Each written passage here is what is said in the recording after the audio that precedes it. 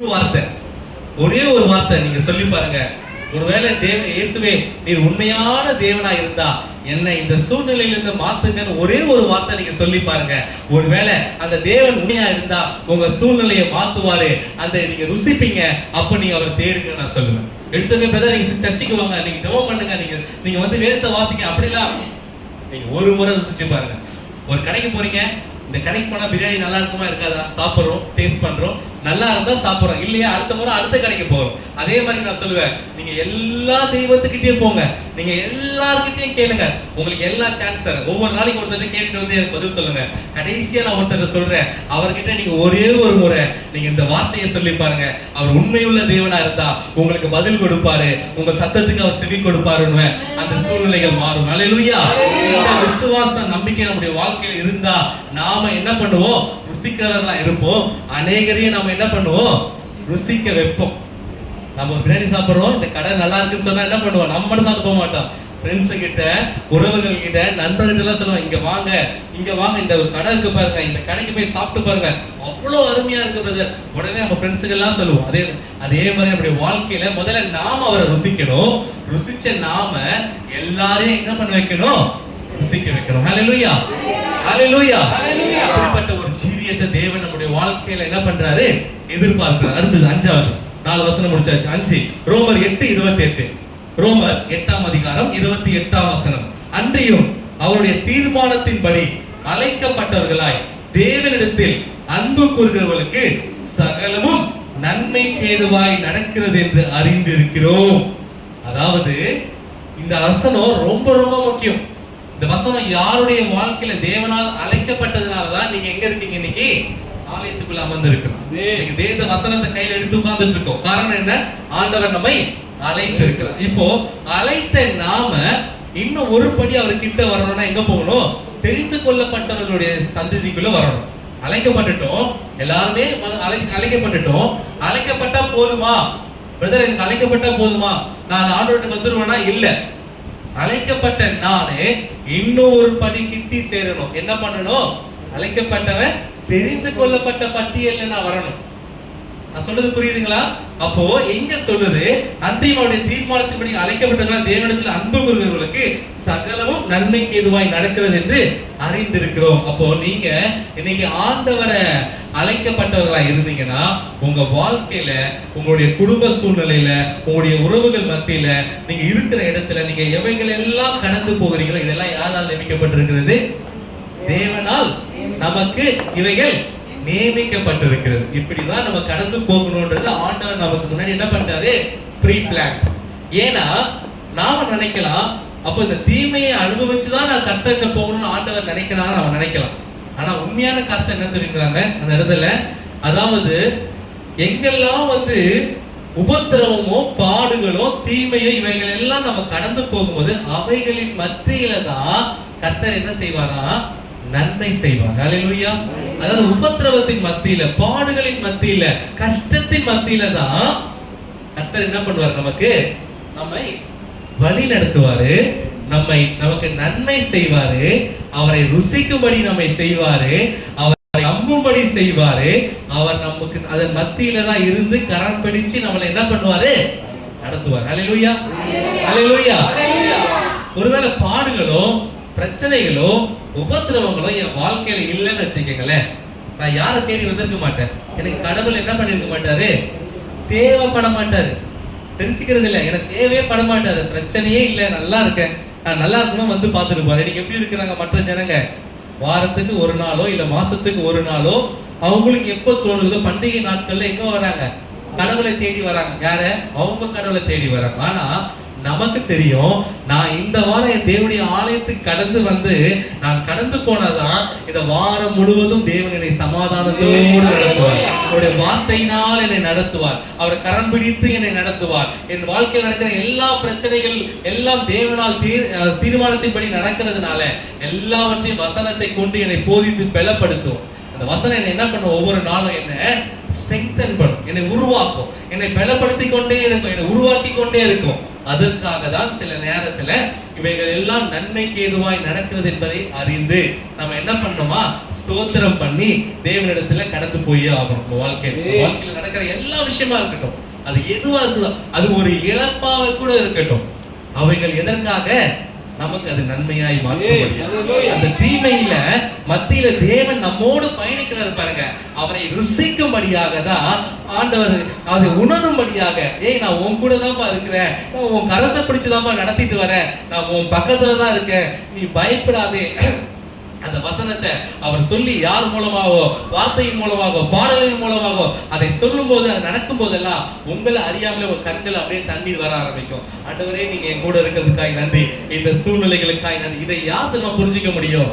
சத்தியத்தை ஒருவன் அறிந்திருந்தால், பரிசுத்த ஆவியினால் ஒருவன் நிரப்பப்பட்டிருந்தால், பரிசுத்த ஆவியின் அபிஷேகம் அவனுக்குள்ள இருந்தா மாத்திரம்தான் இதை ஒருத்தனால புரிஞ்சு கொள்ள முடியும். உலகத்தானா இருந்தா, பேர் கிறிஸ்தவனாய், நானும் ஆலயத்துக்கு வருவேன், நானும் கிறிஸ்டின் தாங்க, நானும் சர்ச்சைக்கெல்லாம் போவேன், நானும் காணிக்கையெல்லாம் கொடுப்பேன், நானும் சர்ச்சைக்கு எல்லாமே கட்டி கொடுப்பேன், அப்படி ஒரு வாழ்ந்தானா அவனுக்கு இதோடைய அர்த்தமே புரியாது. ஏன் வாழ்றோம், எதுக்கு இந்த பிரச்சனை, எதுக்கு இந்த போராட்டம், ஏன் இந்த பாடுகள், எதுவுமே தெரியாது. ஆனா வேதம் சொல்லுது, அவளால் அழைக்கப்பட்ட தேவனுக்கு அன்பு சகலமும், உங்க லைஃப்ல என்ன நடந்தாலும் இன்னைக்கு நீங்க நினைச்சுக்கங்க, எல்லாமே நன்மைக்கே. ஹல்லேலூயா. எல்லாமே நன்மைக்கே. தேவன் ஏதோ ஒரு திட்டத்தை வைத்திருக்கிறார். அந்த நன்மையான காரியம் வெளிப்படும் பொழுது எல்லாம் நன்மைக்கு எதுவா இருக்கும் என்பதை அறிந்து நாம என்ன பண்ணணும், அவரை பிடிச்சுக்கிட்டு நிதானമായ ஓட்டத்தை ஓடணும். ஹல்லேலூயா. ஹல்லேலூயா. அப்ப பாருங்க, இந்த பாடுகள் மத்தியில God is working even in suffering from our good. நம்முடைய உபத்திரவத்தின் மத்தியில தேவன் நமக்குள்ளா இருந்து நமக்கு நன்மை செய்கிறவராய் இருக்கிறார். ஹல்லேலூயா. அப்பதான் அவரை உணர முடியும், அப்பதான் அவரை நம்ம தெரிஞ்சு கொள்ள முடியும். இல்லைன்னா அவர் உங்க கூட இருக்கிறாரா இல்லையான்னு சில நேரத்தில் பிளாங்காவே இருக்கு. நான் ஆண்டவருக்குள்ளதான் இருக்கிறேன்னா, நான் உள்ள ஆண்டவர் தள்ளி இருக்கிறாரா? அதே மாதிரி என்ன வந்திருக்கா, எத்தனை பேருக்கு வந்திருக்கு, என் வாழ்க்கையில எல்லாம் வந்திருக்கிறேன். உண்மையாவே கர்த்தருக்குள்ள தான் இருக்கேனா, ஒருவேளை கர்த்தர் என்ன மறந்துட்டாரா, இல்ல நான் தான் கர்த்தரை விட்டு விலகிட்டேனா, என்னன்னு எனக்கு ஒண்ணும் புரியலையே. ஆனா ஒரு ஜெபத்துல மாத்திரம் சொல்லுவேன், என்னைக்குமே என்ன பண்ணிடாதீங்க, நான் மனுஷன் தான், நான் மண்ணு தான், நான் எப்ப வேணாலும் விழுந்து போவேன், என் கரத்தை பிடிச்சிக்கங்க, என்னை விட்டுடாதீங்கப்பா, என்னை விட்டுடாதீங்கப்பா, நான் கேட்டுட்டே இருப்பேன். அந்த ஒரு வார்த்தை போதும். ஆண்டவர் பார்க்கிறாரு, இருதயத்தின் வாஞ்சையை பார்க்கிறாரு, எண்ணத்தை பார்க்கிறாரு. அவர் நம்ம என்ன பண்ணுவாரு, ஒருபோதும் நம்மை கைவிடுகிற தேவன் அல்ல. ஹல்லேலூயா. அவர் எதிர்பார்க்கிறது அதுதான். அவருக்கு தெரியும், அழைச்சது உண்மைதான், தெரிஞ்சு கொண்டது உண்மைதான். ஆனா அவர் எதிர்பார்க்கிறது நாம் நாவுல அறிக்கை, அந்த இன்ட்ரெஸ்ட காட்டணும் அவர் மேல. அப்பா நான் உன் மேல அன்பா தான் இருக்கிறேன், உன் மேல அன்பா தான் இருக்கிறேன். என்ன பண்றது, சில உலகத்தின் பாடுகளும் வேதனைகளும் என்னை வரும் பொழுது சில நேரத்தில் நான் துவண்டு போயிடுறேன்ப்பா, நான் உடைஞ்சு போயிடுறேன்ப்பா, ஆனாலும் என்னை விட்டுறாதீங்கப்பா. அப்ப இந்த வசனங்கள்லாம் உங்களை உற்சாகப்படுத்தணும், இந்த வார்த்தைகள்லாம் உங்களை நினைப்பூட்டணும். ஓ, என் வாழ்க்கையில நடக்கிறது எல்லாமே நன்மைக்கே. ஹல்லேலூயா. ஹல்லேலூயா. ரைட். அடுத்த வசனம், 6வது வசனம், யோசுவா 1ஆம் அதிகாரம் 9வது வசனம்.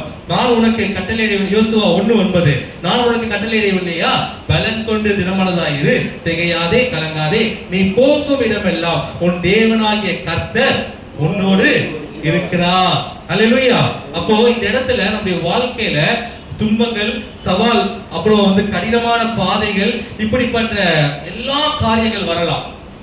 தோண்டு போயிடக்கூடாது. துன்பங்கள் வரலாம், சேலஞ்சஸ், சவால் வரலாம், கடினமான முடிவுகள் வரலாம், கடினமான பாதைகள் வரலாம். இவைகள் எல்லாவற்றிலும் நாம் எப்படி இருக்கணுமா, பலன் கொண்டு திடமனதாயிரு. அப்ப தேவனிடத்துல பலன் கொள்ளணும்னா எப்படி பலன் கொள்ள முடியும்? சரீரத்துக்கு, நம்ம சரீரத்துக்கு பலன் கொடுக்கிறோமா? எப்படி கொடுக்கிறோம்? சரீரத்துக்கு நம்ம எப்படி பலன் கொடுக்கிறோம்? சாப்பிடுறோம், தண்ணி குடிக்கிறோம், சரீரத்துக்கு பலன் கொடுக்கிறோம். ஆனா உங்க ஆவிக்கு பலன் கொடுக்கணும். நீங்க ஆண்டவர் சரீரத்தை சொல்லிக்கணும்ல, பலன் கொண்டு திடமனதா இருங்கறதுல எதை குறிக்கிறது தெரியுமா? உங்க ஆவியில. நீங்க சரீரத்தை மாத்திரம் தான் பாக்குறீங்க, ஆனா ஆவிக்குரியவன் பார்க்கணும், எனக்குள்ள ஒரு ஆவி இருக்கிறது, அந்த ஆவியை பரிசுத்த ஆவியானவரால் நான் நடத்தப்படுகிறேன், அந்த ஆவி துவண்டு போகாதபடிக்கு நான் பலன் கொண்டு இருக்க வேண்டும். அப்ப இந்த பலன் எனக்குள்ள வரணும்னா எப்படி வரும்? டக்குன்னு சொல்லுங்க பார்க்கலாம். சூப்பர். பலன் எப்படி வரும் தெரியுமா? எப்படி வரும்? வேத வசனங்களை வாசிக்கணும், தியானிக்கணும், அதை என்ன பண்ணணும்? கேட்கணும். சில நேரத்தில் வாசிக்க முடியாது, சில சூழ்நிலைகள், சில போராட்டங்கள், சில நேரத்தில் அதை கான்சென்ட்ரேட் பண்ண முடியாது. ஆனா அந்த நேரத்தில் நீங்க எதை போய் தேடணும்? யாராவது எதை சொல்லுவாங்களா, எனக்கு ஆறுதலா சொல்லுவாங்கன்னு நினைக்க கூடாது. தேவ சத்தத்துக்கு நம்மளோட செவியை என்ன பண்ணணுமா? சாய்க்கணும். அப்ப தேவ சத்தத்துக்கு சாய்க்கும் போது அந்த இடத்துல ஆண்டவருடைய வார்த்தை உள்ள போச்சுன்னா உங்களுக்குள்ள என்ன வந்துடும்? பலன் வந்துடும். அடுத்தது நீங்க என்ன பண்ணுவீங்க? அந்த வார்த்தையை கொண்டு போய் தேடுவீங்க. வேதத்துல ஆண்டவர் என்னோட பேசியிருக்கிறாரு, இந்த வசனம் எங்க இருக்கு, இது இந்த சூழ்நிலையில சொல்லப்படுது, இது எதற்காக எனக்கு சொல்லப்பட்டிருக்கிறது என்பதை நாம என்ன பண்ணணுமா? தேடணும். அப்போ இந்த இடத்துல ஆறாவது காரியம் வந்து உற்சாகப்படுத்தணும்னா நீங்க என்ன செய்யணும்? எப்பவுமே தேவ ஜனங்க எப்படி இருக்கணுமா? பலன் கொண்டு திடமனதா இருங்க. எந்த சூழ்நிலையிலும் அவரை என்ன பண்றாதீங்க, விட்டுடாதீங்க. அடுத்து 7வது வசனம் மத்தேயு 6:31-34. நேரம் ஆயிடுச்சு. மத்தேயு 6ஆம் அதிகாரம் 31-34 வாசிக்க வேண்டாம். இதுல நமக்கு எல்லாருக்கும் தெரிஞ்ச சம்பவம். அந்த கடைசி வசனத்துல மட்டும் சொல்வாரு. அந்த கடைசி வசனம் வாசிங்க. 34 6:31-34 34வது வசனம். ஆகையால் நாளைக்காக கவலைப்படாதிருங்கள், நாளைய தினம் தன்னுடையவைகளுக்காக கவலைப்படும். அந்தந்த நாளுக்கு அதினதின் பாடு போதும். ஹல்லேலூயா, ஹல்லேலூயா. நிறைய பேருக்கு ஒரு கவலை இருக்கு, நாளைக்கு என்ன நடக்கும், அடுத்த மாசம் நம்ம என்ன செய்ய போறோம், அடுத்த வாரம் நம்ம எப்படி இதை கடந்து வர போறோம், இவ்வளவு தேவைகள் இருக்கு, இவ்வளவு எதிர்பார்ப்புகள் இருக்கு, நாம் எப்படி இந்த சூழ்நிலையை கடந்து வர போறோம் யோசிக்கிற எண்ணங்கள் உண்டு. ஆனா வசனத்தை நீங்க ஆராய்ஞ்சு பாத்தீங்கன்னா அன்றன்று நாளுக்குரிய பாடுகள் அன்றன்று நாளுக்கு போதும். நாளைய தினத்தை குறித்து நாளைய தினம் தான் கவலைப்படணுமே தவிர நீங்க கவலைப்பட. ஏன்னா உங்களை அழைத்த பரமபிதா நீங்கள் எவைகளை வேண்டும் என்று அறிந்திருக்கிறார். உங்களுக்கான தேவைகளை அவர் அறிந்திருக்கிறார். அதனால அவர் உங்கள் தேவைகளை சந்திப்பார். ஆனா அவர் உங்களை அறிஞ்சிருக்கிறாருன்ற தைரியம் உங்களுக்குள்ள வரணும்னா நீங்க முதல்ல என்ன பண்ணிருக்கணும்? அவரை அறிஞ்சிருக்கணும். நீங்க அவரை அறியாம ஏசப்பா பாத்துக்கங்க, ஏசப்பா பாத்துக்கங்கன்னா அவர் பாத்துக்க முடியாது. நீங்க அவரை அறிஞ்சிருந்தாதான் அவர் யார், அவர் எப்படிப்பட்டவர், அவர் எப்படியெல்லாம் எனக்கு நன்மை செய்கிறார், எப்படியெல்லாம் என் சூழ்நிலையை கடந்து வர செய்வார் என்கிற நம்பிக்கை, அந்த விசுவாசம் உங்களுக்குள்ள இருந்தா உங்களால என்ன பண்ண முடியும்? அந்த சூழ்நிலையை கடந்து வர முடியும். அப்போ நீங்க எப்படிப்பட்டவர்களா இருக்கணும்? நீங்க எப்படிப்பட்டவங்களா இருக்கணும்? வசனத்தை அறிகிற அறிவுல, தேவ வார்த்தைய அறிகிற அறிவுல வளர்ந்திருக்கணும். இப்போ உதாரணத்துக்கு நான் சொல்றேன், ஒரு ராணுவத்துக்கு போறீங்கன்னா அந்த ராணுவத்துல ஒருத்தர் ராணுவத்துக்கு எடுக்கும்போது அவங்களை ட்ரெயின் பண்ணி அவங்க ஆயத்தமா இருந்தாதான் அவங்களை கொண்டு போய் நிறுத்துவாங்க, அந்த ராணுவத்துல நிறுத்துவாங்க. இன்னைக்கு ஆண்டவருடைய முக்கியமான பர்பஸ் என்ன தெரியுமா? உண்மையாவே ஏன் ஆண்டவர் உலகத்தை படைச்சாரு தெரியுமா? விழுந்து போன ஜனங்களை, விழுந்து போன இந்த உலகத்தை மறுபடியும் மீட்டி கட்டணும், மறுபடியும் உருவாக்கணும், மறுபடியும் தன்னுடைய நல்ல ஜனங்களை, தேவ பிள்ளைகளை உள்ள வைக்கணும். அப்ப அங்க உள்ள வைக்கணும்னா நாம எப்படிப்பட்டவர்களா இருக்கணும்? நாம எப்படிப்பட்டவர்களா இருக்கணும்? சோல்ஜர்ஸா இருக்கணும். Soldiers okay. அந்த சோல்ஜர்ஸ்க்கு எது தெரிஞ்சிருக்கணும்? பயிற்சி இருக்கணும். யாரை பத்தி முதல்ல தெரிஞ்சிருக்கணும்? நீங்க யாரோட இருக்க போறீங்க? தேவனோட இருக்க போறீங்கன்னா உங்களுக்கு முதல்ல யாரை பத்தி தெரிஞ்சிருக்கணும்? தேவனை பத்தி தெரிஞ்சிருக்கணும். அவரை அறிகிற அறிவு உங்களுக்குள்ள இருக்கணும். அப்படி இருந்தாதான் உங்களை கொண்டு போய் என்ன பண்ண முடியும்? அவரு விழுந்து போன இடத்துல கொண்டு போயிட்டு உங்களை தூதர்களா வைக்க முடியும். ஒருவேளை நான் எதுவுமே எனக்கு தெரியாது பிரதர், ஏதோ பைபிள் படிப்பேன், ஏதோ ஜெபம் பண்ணுவேன், ஏதோ சர்ச்சைக்கு வருவேன், ஸ்தோத்திரம் ஸ்தோத்திரம் ஸ்தோத்திரம் பண்ணிட்டு போயிட்டே இருப்பேன், ஆண்டவரை நடத்துறாரு நினைச்சா உங்களை கொண்டு போய் அங்க வைக்க முடியுமா? அப்படி வச்சா என்ன ஆகும் தெரியுமா? மறுபடியும் நாம என்ன செய்வோம்? விழுந்து போகும். அதனாலதான் ஆண்டவர் வார்த்தையில, வசனத்துல உங்களை ஒவ்வொரு நாளும் போதிச்சு நடத்திட்டு வராரு, உங்களை உருவாக்கிட்டு வராரு. அதுக்கு நீங்க உங்களை ஆயத்தப்படுத்திக்கணும். அதை விட்டுட்டு நாம உலகமா ஏதோ கடமைக்குன்னு பேருக்குன்னு ஏதோ சண்டே சர்ச்சுக்கு போனோம் பிரதர், சண்டே சர்ச்சுக்கு போனா நல்லா இருக்குமா, இந்த வாரம் நல்லா இருக்கும், இந்த மாசம் நல்லா இருக்கும், அப்படி நீ வந்துடக்கூடாது. நான் ஆண்டவரை அறிகிற அறிவில வளரும்படியாய், விருத்தி அடையும்படியாய் நான் வாஞ்சையோடு வருகிறேன். எத்தனை பேர் நீங்க காலைல வரும்போது ஜெபம் பண்றீங்க? ஆண்டவரே நீங்க என்னோட என்ன பேசுவீங்க, என் கூட என்ன பேச போறீங்க, நான் என்ன செய்யணும், என்னை என்ன உற்சாகப்படுத்த போறீங்க, என்னை என்ன எச்சரிக்க போறீங்க, என்னை என்ன உருவாக்க போறீங்கன்னு எத்தனை பேர் கேட்டீங்க? அப்படி கேட்டிருந்தீங்கன்னா கர்த்தர் உங்களுக்கான வார்த்தைகளை விதைத்து கொண்டிருக்க. ஒருவேளை கேட்கலன்னா தயவு செய்து கேட்டுட்டு வாங்க. இங்க இல்ல, எங்க ஆலயத்துக்கு போனாலும், எங்க ஜெபத்துக்கு போனாலும், எந்த கூடுதல் வந்தாலும் தேவ சமூகத்துக்கு வரும்போது ஆவலோடு, வாஞ்சையோடு, எதிர்பார்ப்போடு வாங்க. ஆண்டவர் நம்மளோடு பேசினார்னா அது எவ்வளவு வல்லமை உள்ள தேவன். எத்தனையோ பேருக்கு கிடைக்காத ஸ்லாக்கியத்தை தேவன் நம்ம கொடுத்திருக்கிறார். அப்ப அந்த ஸ்லாக்கியத்தை நம்ம அசட்டை பண்ணிடக்கூடாது, விருதாவாய் விட்டுறக்கூடாது. நம்ம வாழ்க்கையில ஒரே ஒரு முறை பிறப்பதும் ஒரே முறை மரிப்பதும். நம்ம மரிச்சா எங்க போக போறோம்? அந்த எண்ணம் என்னைக்குமே எல்லா தேவ பிள்ளைகளோட இருதயத்துல ஓடிட்டே இருக்கணும். இந்த உலக வாழ்க்கையோட முடியல நம்ம வாழ்க்கை. இதுக்கு பிறகு ஒரு வாழ்க்கை இருக்கு. அது நித்திய வாழ்க்கை. நித்திய சந்தோஷமா இல்ல நித்திய வேதனையா? மறந்துடாதீங்க. தேவனை அறிகிற அறிவிலே வளர கேளுங்க. ஆண்டவரை கேளுங்க. ஆண்டவரே, உம்மை அறிகிற அறிவிலே வளரும்படி எனக்கு கிருபை செய்யுங்கப்பான்னு கரங்களை தலைமையில வச்சு சொல்லுங்க பார்க்கலாம். ஆண்டவரே, உம்மை அறிகிற அறிவிலே வளரும்படி, உம்மை அறிகிற அறிவிலே விருத்தியாகும்படி எனக்கு கிருபை செய்யுங்கப்பா. உம்மை கிருபை எனக்கு வேணும்பான்னு கேளுங்க. ஹல்லேலூயா, ஸ்தோத்திரம். ஹல்லேலூயா. இதை கேளுங்க, தினமும் கேளுங்க, தினமும் இதை கேளுங்க. அது கடைசி நாட்கள்ல வந்துட்டதுனால இனி எல்லா சூழ்நிலையும் உலகத்தின் நேரா இருக்குது. எல்லா காரியங்கள் உலகத்தின் நேரா இருக்குது. நம்ம விழுந்து போயிட மாட்டான்னு சாத்தான் நம்மளோட கண்டமிட்டு அவன் பயங்கரமா வேலை செஞ்சுட்டு இருக்கான். ஆனா நீங்க கேட்கணும், இந்த மத்திய நீச்சல் அடிச்சு போராடி தான் நாம ஆகணும். அவர் கூட நிப்பாரு. ஆனா அவர் உங்களை தள்ளி விட மாட்டாரு. நீங்க கூட நிப்பாரு. நல்லா கவனிச்சுக்கங்க. ஏசப்பா உங்க கூட தான் நிப்பாரு. நீங்க கேட்டீங்கன்னா உங்க கரத்தை பிடிச்சு உங்களை அப்படியே நடத்தி வருவார். தவிர நீ உள்ள போப்பா, நீ தப்பிச்சு போடலாம், உங்களை தள்ளில விட மாட்டாரு. நீங்க தான் முயற்சி எடுக்கணும். நீங்க தான் யுத்தம் பண்ணணும். நீங்க தான் போராடணும். நீங்க தான் யுத்த வீரரா மாறி சத்ருவை மேற்கொண்டு, உலகத்தை மேற்கொண்டு, இச்சைகளை மேற்கொண்டு நீங்க தான் கடந்து வரணும்.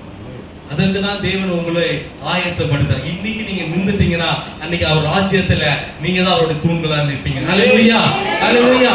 இன்னைக்கு நீங்க நின்றுட்டீங்கன்னா அன்னைக்கு ராஜ்யத்துல நீங்க தான் அஸ்திபாரமா இருப்பீங்க. ஒருவனாலும் அதை அசைக்க முடியாது. அதனாலதான் இன்னைக்கு பாடு இருக்கு, பிரச்சனை இருக்கு, போராட்டம் இருக்கு, எல்லாமே இருக்கு. எல்லாத்தையும் சந்தோஷமாய் அனுபவிப்போம். எப்படி பண்ணுவோம்? எல்லாத்தையுமே சந்தோஷமாய். கர்த்தர் இந்த சூழ்நிலைகளுக்காய் ஸ்தோத்திரம், இந்த நிலைமைக்காய் ஸ்தோத்திரம், இந்த உபத்திரவத்துக்காய் ஸ்தோத்திரம், இந்த பாடுகளுக்காய் ஸ்தோத்திரம். இது நிமித்தம் என் ஆவியும் என் ஆத்மாவிலும் என் சரீரத்திலும் நான் பலன் கொள்ள செய்கிறீரே, நீர் என் பட்சத்தில் இருக்கிறீரே, அதற்காக உமக்கு ஸ்தோத்திரம் ஆண்டவரே சொல்லி ஆண்டவருக்கு நம்ம ஸ்தோத்திரம் பண்ணுவோம். ஹல்லேலூயா, ஹல்லேலூயா. ரெண்டே வசனத்தை நான் முடிச்சிடுறேன். 9 நீதிமொழிகள் 3ஆம் அதிகாரம் 5-6 வசனம். அடுத்த வார்த்தை நீதிமொழிகள் 3ஆம் அதிகாரம் 5-6. உன் சுய புத்தியின் மேல் சாயாமல் உன் முழு இருதயத்தோடும் கர்த்தரில் நம்பிக்கையாய் இருங்கள். 6ஆம் வசனம், உன் வழிகள் எல்லாம் அவரை நினைத்துக்கொள், அப்பொழுது அவர் உன் பாதைகளை செவ்வாய்ப்படுத்துவார். ஒரு மனுஷனுக்கு ஒரு வழிதான் ஒண்ணு நல்ல வழி, ஒரு தீய வழி. நாம் எடுக்கிற தீர்மானம், எடுக்கிற முடிவு, நாம் எடுக்கிற காரியங்கள் எப்படிப்பட்டதா இருக்கிறது என்பதை நாம தான் சோதிச்சு பார்க்கணும். அதான் சொல்லுவோம், தன்னைத்தானே சோதித்து அறிகிறவனா இருக்கணும். நமக்குள்ள பரிசுத்த ஆவியானவர் நமக்குள்ள இருந்தாலும் அவர் பாவத்தை குறித்தும் நீதியை குறித்தும் நியாயத்தை குறித்தும் கண்டித்து உணர்த்திட்டே இருப்பார். நீ போறது தப்பு, நீ பண்றது தப்பு, நீ செய்யறது தப்புன்னு கண்டித்து உணர்த்துவார். அதை அசட்டை பண்ணக்கூடாது. இன்னைக்கு உங்க இருதயம் கடினமாயிடுச்சுன்னா, இன்னைக்கு இந்த ஜீவன் போயிடுச்சுன்னா, அதோட உங்க நித்திய வாழ்க்கையில கடினமான ஒரு சூழல். தயவு செய்து உங்க இருதயத்தை கடினப்படுத்த இஸ்ரவேல் ஜனங்க பண்ண அந்த எழுதி வைக்கப்பட்டது. அவங்க இருதயத்தை கடினப்படுத்தி வழியெல்லாம் அழிஞ்சு போனாங்க. யாருமே ஆண்டவரால் வாக்குத்தத்தம் பண்ணப்பட்ட பாலும் தேன் தோசத்துக்குள்ள போகல. யார் போனாங்க? கடைசியில அந்த பிள்ளைங்க, பேர பிள்ளைங்க, சின்ன சின்ன பிள்ளைங்க தான் உள்ள போனாங்க. அப்படிப்பட்ட ஒரு சூழ்நிலை நம்முடைய வாழ்க்கையில வந்துடக்கூடாது. புரியுதுங்களா? அப்ப நாம இப்படி பண்ணக்கூடாதுன்னா நாம் முதல்ல எது மேல சாயக்கூடாது. நம்முடைய சுய புத்திக்கு எப்பவுமே ஃபர்ஸ்ட் இம்பார்ட்டன்ஸ் கொடுத்துடக்கூடாது. நான் பண்றது ரைட், நான் பண்றது தான் கரெக்ட், நான் பண்றது பெர்ஃபெக்ட், ஐ அம் குட், எனக்கு இதெல்லாம் யாரும் போதிக்க வேணாம், எனக்கு எல்லாமே தெரியும், ஐ அம் ரைட் அப்படின்னு நீங்க நினைச்சிடக்கூடாது. உங்கள் சுய புத்தியில சாராதீங்கன்னு வேதம் எச்சரிக்குது. அது சொல்ல பார்த்தீங்களா? வேதத்துல எச்சரிப்பு இருக்கு, உங்களை என்கரேஜ் பண்றது இருக்கு, உங்களை நினைப்பூட்டுகிறது இருக்கு, உங்களை உருவாக்குகிற டீச்சிங், உங்களை உருவாக்குறது இருக்கு. இப்ப ஆண்டவர் சொல்றாரு, எந்த சூழ்நிலையிலையும் நீங்க என்ன பண்ணிடாதீங்க, உங்க சுய புத்தியில சாஞ்சிடாதீங்க, எச்சரிக்கையா இருங்க, ஜாக்கிரதையா இருங்க. தேவ சமூகத்துல கண்ணீரோட ஆண்டவர் சமூகத்துல ரொம்ப ஜாக்கிரதையா ஸ்தோத்திரம் பண்ணி உங்க சூழ்நிலையை கடந்து போயிட்டே இருங்க. எப்பொழுது எவனை விழுங்கலாம் என்று சத்துரு என்ன பண்றான்? சுற்றி தெரிந்து கொண்டுகிறான். நீங்க ஒரு நிமிஷம் உங்க சுய புத்தியில சாஞ்சிட்டீங்க, உங்க லைஃப் இஸ் ஓவர். அதுக்கு இடம் கொடுத்துறாதீங்க.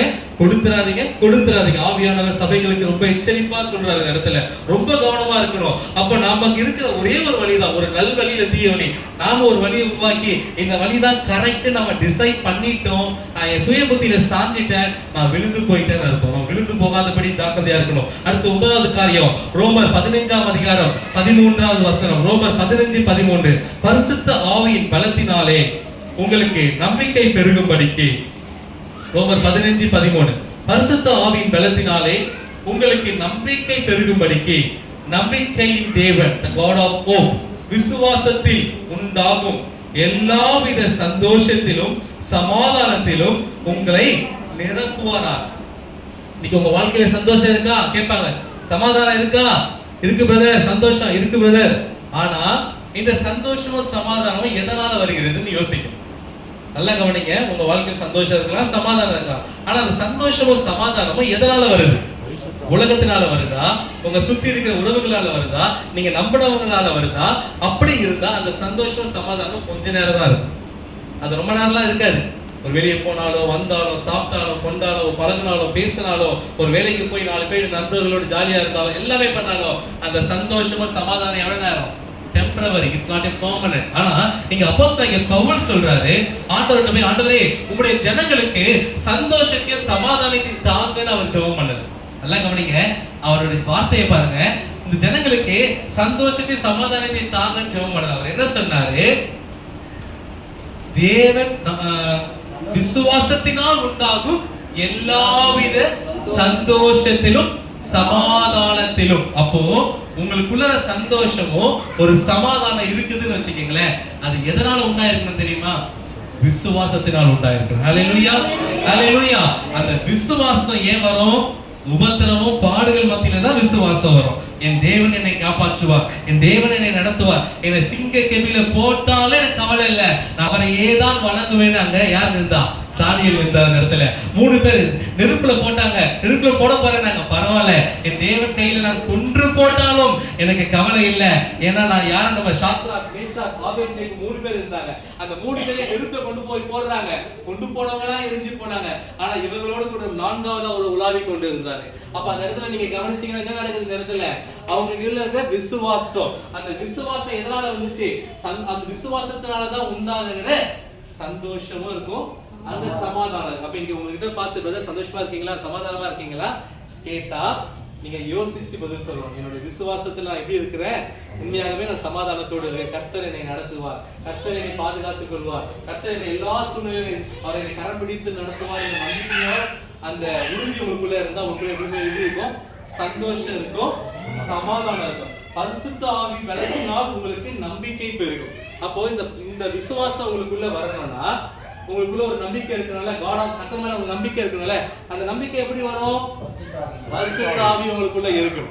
பரிசுத்த ஆவி இருந்தாதான் உங்களுக்கு நம்பிக்கை இருக்கும். அந்த நம்பிக்கை இருந்தாதான் உங்களுக்குள்ள என்ன இருக்கும்? விசுவாசம் இருக்கும். அந்த விசுவாசம் இருந்தாதான் உங்களுக்குள்ள என்ன இருக்கும்? விசுவாசத்தினால் உண்டாகும் சந்தோஷம் இருக்கும், அது சமாதானமா இருக்கும். ஹல்லேலூயா, ஹல்லேலூயா, ஹல்லேலூயா. கடைசியா ஒரே ஒரு வசனத்தோட நான் முடிக்கிறேன். 10வது காரியம், 10வது வசனம், 2 நாளாகமம் 7ஆம் அதிகாரம் 14ஆம் வசனம். 2 நாளாகமம் 7:14 ஒரு வாசிங்க.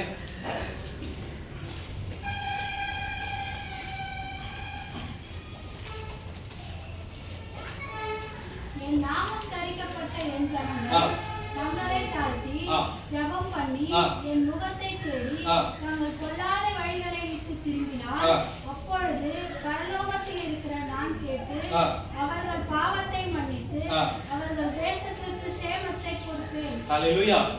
இந்த 10வது வசனம் யாருக்கு சொல்லப்படுது தெரியுமா? தேவனுடைய கிறிஸ்துவினால் அழைக்கப்பட்டிருக்கிற நமக்கு, சர்ச், அந்த காங்கிரிகேஷன், அதற்கு நமக்கு கொடுக்கிற ஒரு அழைப்பு என்ன? ஆண்டவருடைய சமூகத்துல போய் நாம என்ன பண்ணணுமா? நாம அந்த இடத்துல நம்ம தாழ்த்தணும். இன்னைக்கு யாருக்காக இந்த வசனம் சொல்லப்பட்டிருக்கிறது? உங்களுக்கும் எனக்கும் இயேசு கிறிஸ்துவினால் அழைக்கப்பட்டிருக்கிற நமக்காக இந்த வார்த்தை எழுதப்பட்டிருக்கிறது. நமக்கு ஒரு வாய்ப்புகளை கர்த்தர் கொடுத்துட்டே, எனக்கு ஒரு நாள் உங்களுக்கு ஒரு ஜீவனை கூட்டி கொடுக்கிறாரா, இந்த நாளை உங்களுக்கு ஜீவனை கூட்டி தராரா, அது காரணம் தெரியுமா? நாம இன்னும் அவர் இடத்துல கிட்டி சேருவோம், நாம இன்னும் அவரை பற்றி கொள்வோம், நாம இன்னும் அவர் இடத்துல நெருங்குவோம், இன்னும் நம்மை தாழ்த்துவோம், அவர் சமூகத்துல காத்திருப்போம் அப்படின்ற ஒரு எண்ணத்துல தான் ஒவ்வொரு நாள் நமக்கு என்ன பண்ணப்படுது? ஒவ்வொரு ஆயுசு நாட்கள் ஒவ்வொரு நாளும் நமக்கு கூட்டி கொடுக்கப்படுகிறது. அப்படி நாம நம்மை தாழ்த்தும் பொழுது நமக்கு என்ன பண்றாரு ஆண்டவர்? நம்முடைய பாவத்தை மன்னிக்கிறார். பாவனா என்ன? சிலருக்கு தெரிஞ்சிருக்கும். பாவனா என்ன? தேவனை தேடாதது ஒரு பாவம். இன்னும் சிம்பிளா சொன்னா, தேவனை தேடாதது ஒரு பாவம் தான். இன்னும் சிம்பிளா சொன்னா, கர்த்தர் சொன்னதை செய்யாமல் இருப்பது. தேவனை தேடுறது ஆண்டவருக்குள்ள மாத்திரம் இருக்குது, அது ஒரு கேரக்டர்ல போயிடும். ஆனா கர்த்தர் சொன்னதை செய்யாமல் இருப்பது பாவம். ஆண்டவர் என்ன சொல்லியிருக்காரு? தேட சொல்லியிருக்காரு. கரெக்டுங்களா? ஆண்டவரை தேடணும், ஆண்டவருடைய நன்மை செய்கிறவர்களாய் சுற்றி தெரியணும், அன்புள்ளவர்களாய் இருக்கணும், நாம பிறருக்கு உதவி செய்கிறவர்களாய் இருக்கணும். அப்படி ஒரு பட்டியலிட்டு அடிக்கிட்டே போறோம். தாழ்மை உள்ளவர்களாய் இருக்கணும், நற்குணம் உள்ளவர்களாய் இருக்கணும். நம்மை பார்க்கும் பொழுது நம்ம இடத்துல வாஞ்சையா இருக்கணும். ஐயோ இந்த பிரதரா இந்த சிஸ்டரா ரொம்ப ஜாலி, வாங்க நம்ம பார்த்தா யாரா தான் நம்மகிட்ட இன்ட்ராக்ட் பண்ணணும், பேசணும், சந்தோஷமா ஓடி வரணும். அப்படிப்பட்ட ஒரு தாழ்மை உள்ள ஒரு கேரக்டரா, ஒரு நல்ல மதிப்புள்ளவர்களா நம்மை பார்க்கும்போது நமக்குள்ள இருக்கிற கிறிஸ்து அங்க வெளிப்படும். அல்லேலூயா. இருக்கிற கிறிஸ்து அவர்களுக்குள்ளாய் வெளிப்படணும். அவங்களுக்கு நம்மளுமாய் அவங்களுக்கு வெளிப்படணும். இவங்க டிஃபரெண்டா இருக்கிறாங்க, இவங்க வித்தியாசமா இருக்கிறாங்க, இவங்களுடைய பேச்சில, நடக்கையில, செயல்ல எல்லாத்துலயும் ஒரு வித்தியாசமா இருக்கிறது என்று சொல்லப்படும் காரியமா இருக்கும். அல்லேலூயா. அப்ப இங்க கடைசியா ஆண்டவர் சொல்றாரு, இந்த இடத்துல உங்களை உற்சாகப்படுத்தும்படியாக உங்களை தாழ்த்தி தேவ சமூகத்துல நம்மை தாழ்த்தி நம்ம தேவ சமூகத்துல வரும் பொழுது, நம்மை ஒப்பு கொடுக்கும் பொழுது கர்த்தர் நம்ம என்ன பண்ணுவாரு? பாவங்களை மன்னித்து நமக்கு சேமத்தை வருவிக்க தருவார். சேமம்னா என்ன? நல்ல ஒரு நன்மையான காரியம், நல்ல சுகமான ஒரு வாழ்க்கை, மகிழ்ச்சி நிறைந்த ஒரு காரியங்கள். துன்பம், துயரம், வேதனை எல்லாம் இருந்தாலும் நான் சொன்ன பாருங்க, விசுவாசத்திலே சந்தோஷமோ, விசுவாசத்திலே சமாதானமோ, அந்த விசுவாசத்திலே நம்பிக்கை உள்ள ஒரு ஜீவியத்தை தேவன் நமக்கு தருவார். அல்லேலூயா. அல்லேலூயா. கர்த்தர் இந்த வார்த்தைகளை கொண்டு நம்ம ஒவ்வொருவரையும் நம்மை ஆசீர்வதிப்பாராக. நம் கண்களை மூடி ஜெபம் செய்வோம். ஸ்தோத்திரிக்கிறோம் ஆண்டவரே. ஸ்தோத்திரம்.